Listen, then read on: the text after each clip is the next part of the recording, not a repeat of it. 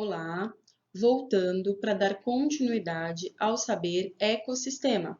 Agora nós vamos falar sobre ecossistemas aquáticos. Essa é a parte 2 da nossa videoaula dessa semana. Mas antes, vamos para uma revisão.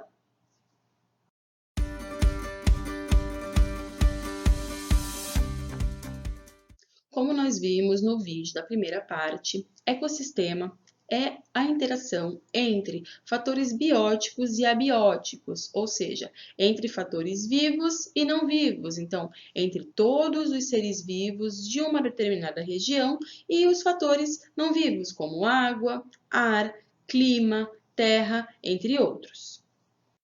Ecossistema terrestre é caracterizado por uma porção de terra com um conjunto de seres vivos que interagem com as características do ambiente. A gente falou sobre alguns ecossistemas terrestres. Aqui nós temos fotos de floresta, deserto, taiga e pastagens.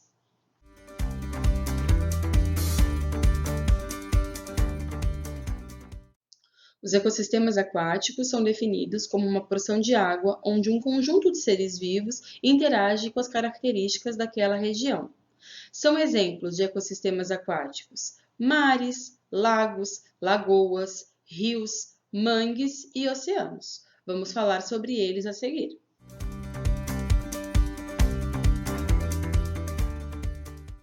Os lagos são conhecidos como ecossistemas dulcícolas, de água doce. Eles também recebem a classificação de zona lêntica, porque as águas têm pouca movimentação. Outra característica marcante dos lagos é que a superfície da água é extremamente quente e a parte inferior é extremamente fria. Isso se deve à incidência da radiação solar. Como a parte de cima tem uma grande incidência de radiação solar, ela se torna bem quente. Já a parte de baixo, por quase não receber a radiação solar, ela se mantém extremamente fria.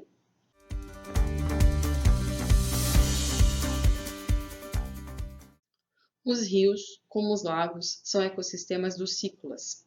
Os rios são classificados como zonas lóticas devido à sua grande velocidade e movimentação de suas águas.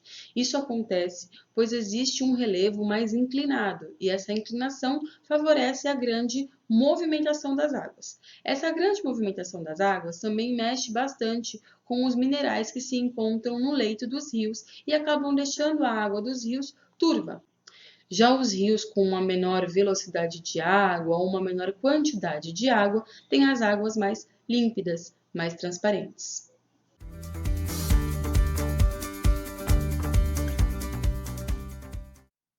Os mangues são outro exemplo de ecossistema aquático.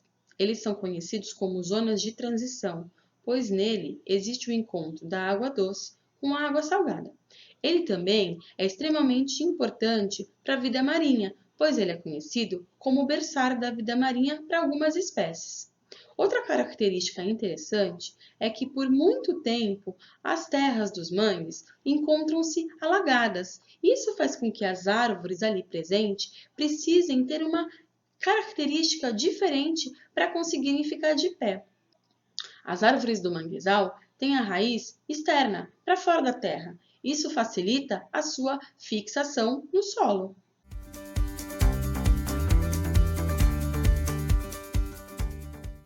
E para terminar os ecossistemas aquáticos, vamos falar sobre mares e oceanos.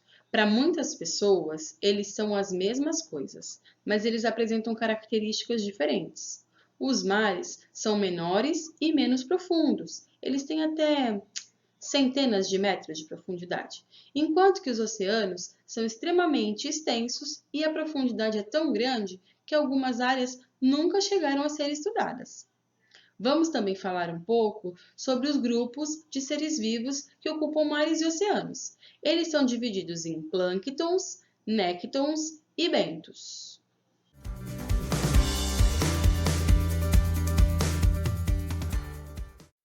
Os primeiros seres que nós vamos falar são os plânctons. São seres microscópicos que se encontram na superfície dos oceanos e mares e são carregados pela correnteza.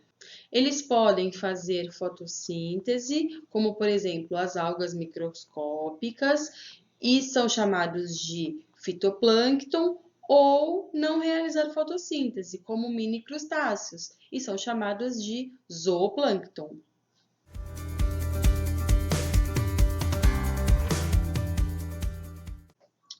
Os néctons são animais que se locomovem ativamente pela coluna de água. São exemplos baleias, peixes, tartarugas, como vocês podem ver na nossa imagem.